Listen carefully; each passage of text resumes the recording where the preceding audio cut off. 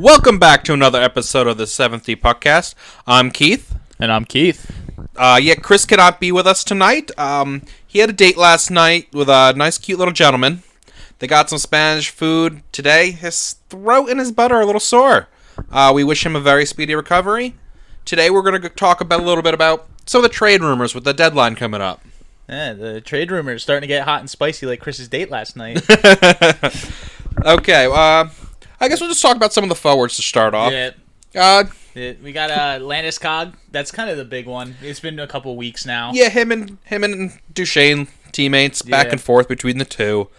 I don't think either will be moved. No. Especially not Duchesne. Duchesne will definitely move in the summer, I believe. Absolutely. It'll be easier for them to move him in the summer. Landeskog is a little harder because of his injuries and everything, and there's only really one team linked to him, and it's Boston. Yeah. Duchesne's got a couple teams linked to him, but nothing really too serious. For Duchesne, I could see him ending up in Anaheim, because, their asking price for Duchesne is a top draft pick, a prospect, and a top defensive player.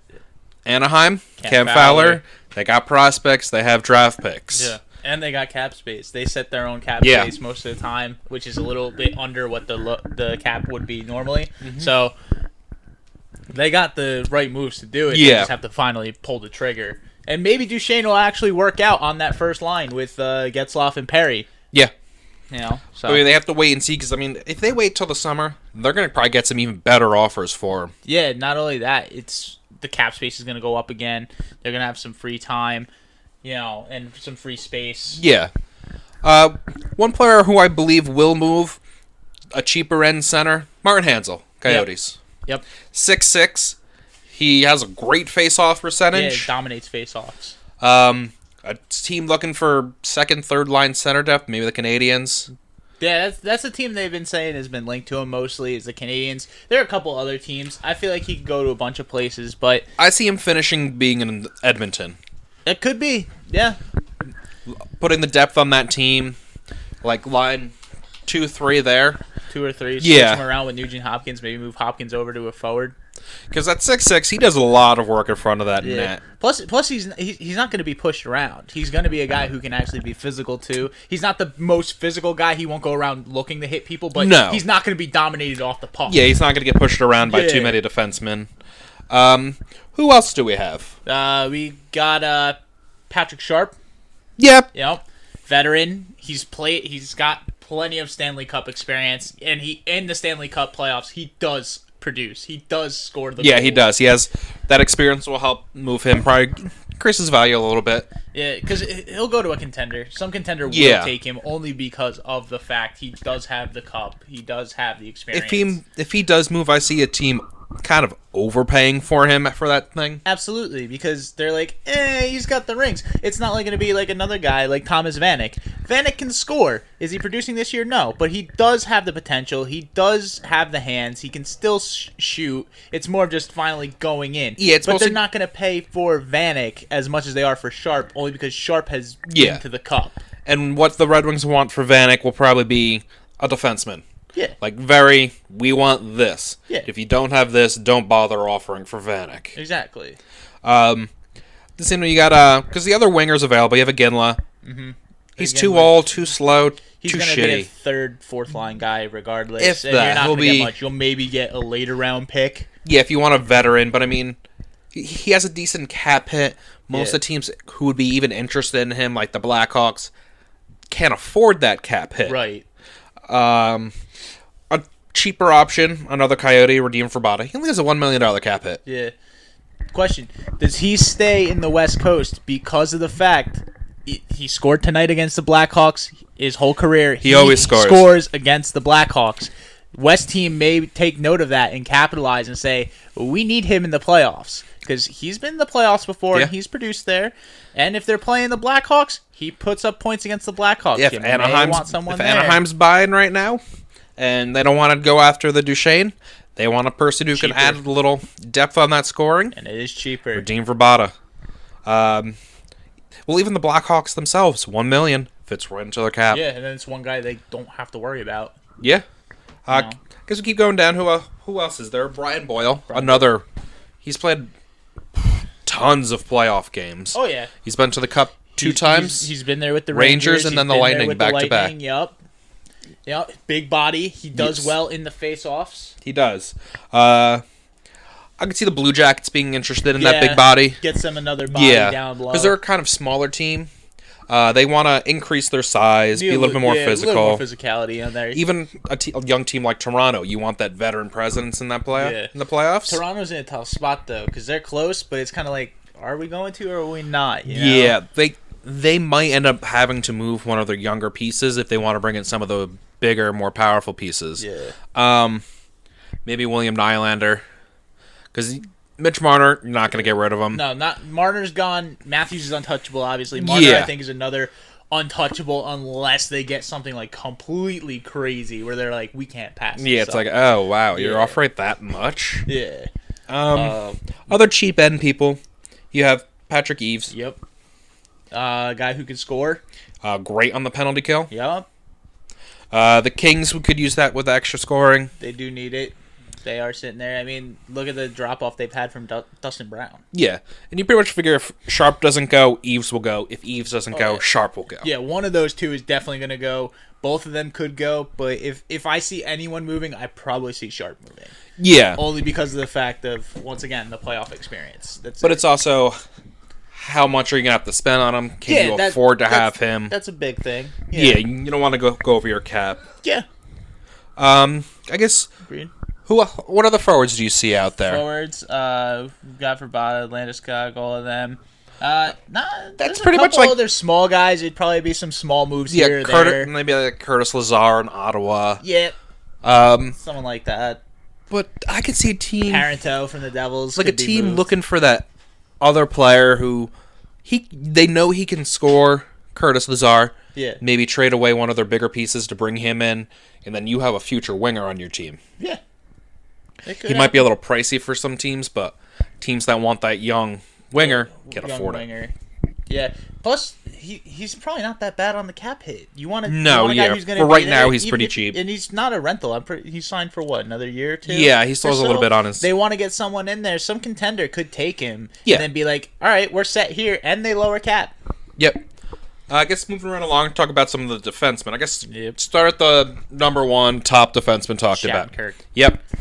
See, the biggest name out there for a defenseman who could be moved. Fowler's up there too, but Shattenkirk's the guy who is the headline. Yeah. You know, Rangers are there. They've been in it the whole time. Boston's on him as well. The only thing is, I feel like Boston's gonna have a hard time because every trade I hear they want that a team is doing with Boston, Carlo has to be in it, and Boston's refusing to put Carlo in. They do not want to get rid of him at all. I mean, that must feel good for Carlo. Give him all that confidence. Exactly. Like, oh, wow, they really want me here. He's performed. He's played well this year. Yeah, he's a very good defenseman in the league. I think a lot of people probably listening are probably Rangers fans. Yeah. Tri-state area, Rangers, Devils. What Shattenkirk's looking is, which helps the Blues get more profit. Yeah. The team he gets traded to, he'll probably want to sign with them. That is one of the things he wants. Well, yeah. You have he wants security. He wants to be somewhere and stagnant. You have the Rangers. I mean, they will probably cost them a first-round pick. Yep. A prospect player. Yep. And then a player on the roster. Maybe one or a forward. Buvinovich or whatever his name is. Maybe. Yes, like a decent prospect they have. Yeah. Maybe Brandon Peary or something. Peary. Yeah.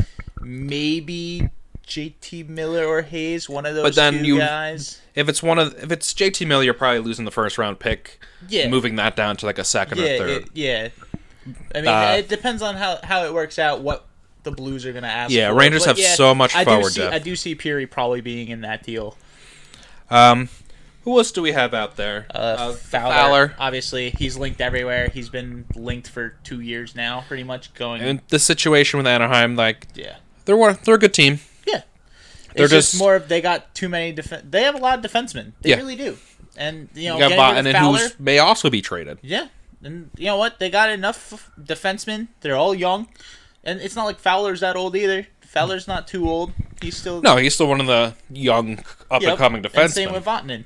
You know? And it's more of just, we just need to get rid of you. It's not that we don't want you. It's more of, we need to get other pieces. We're not going to be able to afford you at some point. But again, I think he'll be not a trade deadline player. No, he's going to another be summer guy. Yep. They're going to sit there and be like, Fowler's available. Let's see your offers. Yeah, and they'll take around the draft. They'll take their best 3 offers, give him counter offers, and just see if they can get the most value for him. Oh yeah, absolutely. There's not really too many defensemen going around. No. Right now you have Dennis Seidenberg on the Islanders. Yeah, that'd just be a kind of like for the first time this season they are 8th, so they are in a playoff position. They're getting there. They might end up becoming buyers this year at the trade deadline. They're 2-0 on a 9-game stretch of road games. That's a good start. You want it? You're playing 9 straight on the road, and you already got 2 wins in your belt. Your team starts feeling pretty good, and especially with the trade deadline coming around. Now you really got to make a tough choice. Are you gonna buy? Or are you gonna do one of those things where it's like, we'll do half and half kind of thing? See where you go. I think they need to be buyers. I think they're still a little bit off. Yeah, I mean, I don't see them being like real contenders for the cup unless they make a huge move. But I mean, they can move Seidenberg. Yeah, you find one of those teams looking for that defenseman. Yeah, rental, nice Toronto or something team for the playoffs. If they can get, and he's got the playoff experience too. If they can bring another forward to increase their offensive power for Seidenberg, they have a very, not a great defense, but they have a solid defensive defense. Yeah, like Seidenberg being there is just okay, cool. But Cizikas is hurt. Is Cizikas a forward? Yes. Okay, so never mind then. DeHaan's hurt, kind of. Yeah, he's off. And he's on. Always on and off. But so other than that, there's forwards out there they could bring in. Yeah, smaller name people. They can probably bring in 1 or 2 depth players for them. Halak. They could move Halak out of there. They have enough goalies. Get another piece there. Yeah, but they had sent Halak down to the AHL at one point. No one picked him up.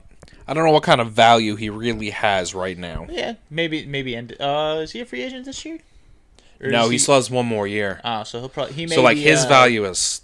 He may be one of those trade deadline, not trade deadline, like draft day trades where it's like, we'll take this for him, whatever, get him out of here. It's like, we're not doing anything next season. We just need a reliable goalie to get us through. Yeah. But I mean, he could also be the piece where you need the backup goalie. Yeah. Halak will be the backup goalie. Yeah, absolutely. Heading out somewhere. Yeah. Guess we'll just continue with the goalies. There's a lot of them. Well, you have the 2 big names, Fleury and Bishop. Yep. They're the 2 guys who mean something. Personally, I think there's going to be one team trying to get either one for as cheap as possible. Calgary Flames. Absolutely. They're a team who's either on the verge of the playoffs or in the playoffs right now. They're there. They just need one more goalie. Chad Johnson's been good, but that's kind of a shock. But it's Chad Johnson. You are not a playoff goalie. How long is he keeping this up for? You know? And Brian Elliott has just been a flop for them. The only problem they have is they're so close to their cap line. They're going to have to move one of their players that makes money. Mm-hmm. You think maybe a Michael Backlund? Maybe. He has a decent contract that will help balance out both of them to keep them under the cap. Yeah. And then put a prospect with that. You can probably snag either one if you have the pick with it, too. Fleury probably be more of the summer deal, I think. Yeah, I think Fleury holds on. Pittsburgh's too good right now. They're going to go into the playoffs with the Murray Fleury. Yeah. Bishop might be their better chance if they want the goalie now. Considering Tampa's pretty much out of it, in a sense. Yeah, and Calgary, they're not that close. Calgary's offense between Monahan, Gaudreau, they've just been very solid. They're in the playoffs. Yep. Monahan has 20 goals this year. Their defense has been phenomenal. Even without Brody being the offensive presence he was last year. Mark Giordano's still doing it. Yeah. Dougie Hamilton's a big defenseman. He's starting to pick up. Yeah, they got Brody, who's been solid all year. But more defensively, which is weird because he usually puts up numbers on the offensive end. He's kind of had a down year offensively, but defensively, his plus-minus is like up there, so it's kind of like... But you know how good his offensive skills are. Once he clicks, it's going to be all out. You go and look, their offense is powerful. Yeah. So, I mean, their piece missing is a goalie. They have good forwards, good defense. Yep. Terrible goaltending. Exactly. They brought in Brian Elliott at the beginning of the year. Who everyone thought would have been okay, would have been a decent piece, gets them at least to the playoffs. No. Just absolute flop. No. he has to bring in Fleury or something. Those are pretty much the top ones. Yep. There's other goalies being tossed around. Winnipeg selling theirs kind of thing. They got three of them. They're trying to move either Pavelec or... They've been trying to move Pavelec for years. Yeah, it's going to be No tough. one really wants him. Yeah, no. Well, he's nothing more than the backup. Yeah. And not a reliable one at that. One thing, you have Ryan Miller. Yep. Vancouver. I think they could Someone could probably squeak by, get him. moves Vancouver does, they probably won't move him. No. Like when they traded a probably first hold round on to pick him. for Corey Schneider. Hey, Bo Horvat hasn't turned out to be terrible. He was an all-star. He's an this NHL year. player. I mean, that actually does say something. If you trade for a pick who becomes an NHL player, no matter what it is, Yeah. you got a pick. You got an NHL you got player. A decent I mean, don't get me wrong. Do I think he's going to turn out to be a top 2-line player? No. In Vancouver, yes. Well, who do they have? Their team is ancient. Yeah. Like, I mean... But I think even though Miller is, 37, 38? Yeah, but he's still reliable. If he had a team... Like, I look at some of his games, and I did have him on my fantasy team at some point. His stats weren't terrible. He just didn't get wins. Yeah, He's playing in Vancouver. Yeah, when you play for Vancouver. So when you're putting up solid numbers on such a shitty team, he is Ryan Miller. Yeah, he still has it. There is teams that will be like... Is he going to have more games like he used to where he, messes up a little bit and kind of declines a little? Absolutely. Everyone declines. He is 37, but he's still Ryan Miller. He's still going to give you a solid outing. He's going to compete. And that's the thing I think a lot of teams need. Some people need someone who's going to sit there and be like, I'm here to compete. I want to win.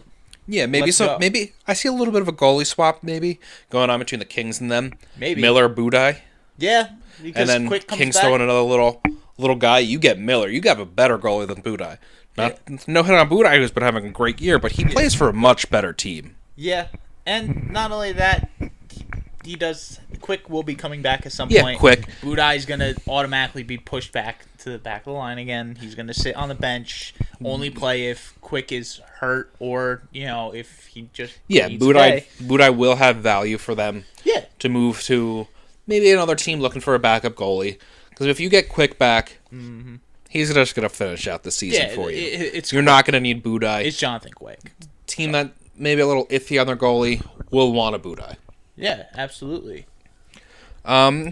There's not really too many goalies on the block. No, maybe a not Mike really. Smith. Maybe a Mike Smith. But I don't think he'll want to waive it. Not really. He wouldn't want to go anywhere. He does like Arizona. Yeah. He does like it there. Well, I guess that's pretty much covering like the big names right now. Yeah, the big names for now. I guess we'll talk about some trades that we think happen. Would be good for Teams. like some of our local teams. Yeah. You were talking about one with the Devils. Yeah. I don't think it's anything. I think it's mostly smoke and mirrors. I don't think it's a real trade happening. There was a point where someone said something about Corey Schneider being traded for Jacob Trouba from Winnipeg. I mean, it would help out both teams, but I don't think straight up for each other that would be the trade to do. No, Schneider's a little bit more valuable in my book. Absolutely. He's an elite goaltender. He's in the Vezina finals, or at least within close range of the Vezina finals every year. He just doesn't have the wins. Yeah, he doesn't have the wins. The Devils' defense is absolutely atrocious. Bringing in a guy like Jacob Trouba. It helps. It does help. Andy Green's getting up in age. Andy Green will be gone at some point. And he's not even the best player. Severson, he's all offense. He's not the best defensive player. Our best defenseman on the Devils is Ben Lovejoy, which isn't really saying much. I mean, Steve Santini's been good. For his rookie year, he hasn't been bad, and he's a rookie, so he's gonna have his faults and he's gonna learn. Yeah, there are guys like Alvi too. Wasn't too bad. He's okay. He's also a rookie, just someone who needs to learn. That's it. But I think where the Jets are coming from right now, I think Trouba will be a little bit easy for someone to get because they have Bufflin still. Bufflin's still there. Enstrom. Josh Morrissey has been growing phenomenally this year for them. Yeah. So I mean, and that's three defensemen. Tyler Myers still? I think he's still hurt, but still he's at least on the team. Yeah, it's still someone there. Second line, third line, whatever. Yeah, when he's there, he'll be big. But I mean, if Trouba's on the Devils, I see that as you are our top elite defenseman. Yeah. Which gives him the And responsibility. he just signed a 6-year extension. Yeah. So they don't have to worry about him. And I think his cap hit is a decent cap hit, too. It's friendly. So, and it seemed like the Devils could use. and they do have the cap space. A future the Devils elite have defenseman. cap space to work with. They just need to find that one person they want to, I get. don't know if we'll see it end this year. Might be one another of those. Feels Yeah. like that could be a summer deal. Summer deal. If not, maybe next trade deadline, if anything. Not this year. Yeah, if one of the teams is on a really good push and you're just Yeah. like, oh, we just need a goalie. Shit, we're just need a defenseman. Exactly. And, Schneider, he is worth a lot. Yeah. The guy stands on his head. He's phenomenal. But, if he is the reason the Devils are what they are. Because he's too good to let them be a bottom dweller where they're going to get, like, a top 5 pick or so. Like, they could probably have Connor McDavid. They could have had a if Connor it wasn't McDavid. for Corey Schneider. Yeah. But, no, Corey Schneider is too good for that. But the Devils themselves are not good enough defensively, and their scoring is very spotty. Yeah. They have a couple games where they come out and they play offensively great, and then all of a sudden, just out of nowhere, boom, they get shut out by someone like Mike Condon. Yeah. Yeah. Probably my trade thing would be for a team like Colorado, you know what you need. Mm-hmm. You have Duchesne, you have Landeskog. There's other teams out there. Like, Trouba's actually going to be included in one of the things I'm talking about. Yeah. Going to Colorado. You can probably get maybe a Nikolai Ehlers out of that. Maybe. So, you give maybe a Landeskog up to Winnipeg, bring in Trouba, bring in Nikolai Ehlers. So, you're replacing the winger and winger. So, Winnipeg will upgrade that winger Yeah. to Landeskog, who's Solid. And he's still young. skating opposite of Patrick Laine. They're going to have a scary-ass offense. That could be scary, especially with Scheifele still on that team. And at the same time, the other Colorado guys is out getting a great puck mover and skill player in not only Ehlers. that, Colorado doesn't have a terrible defensive pair. I mean, Francois Beauchemin is a little old, but then they still have Eric Johnson, who's not a bad defenseman. Put Trouba in there with him. Yep. They got Zadorov playing. Zadorov, yep. Zadorov, yeah. They're going to be a decent team. This is probably to be what they need. Yeah. This way they have, probably like the old Devils used to be. Defense, goaltending. Yeah. Scoring can come when it needs to be. You'll win a 2-1 Defense game. wins championships. And if you have an elite goaltender or at least like a top 10 goaltender along with an elite defense, you're going to be pretty good. Yeah, so that pretty much wraps us up for this episode. Leave a comment. Any questions? Anything you want to hear us talk about? Let us know. Next week, I expect Chris to be back. I don't know if he has any more dates. He hasn't told us about any. He may just try to keep that in the hush hush after. After we make it public.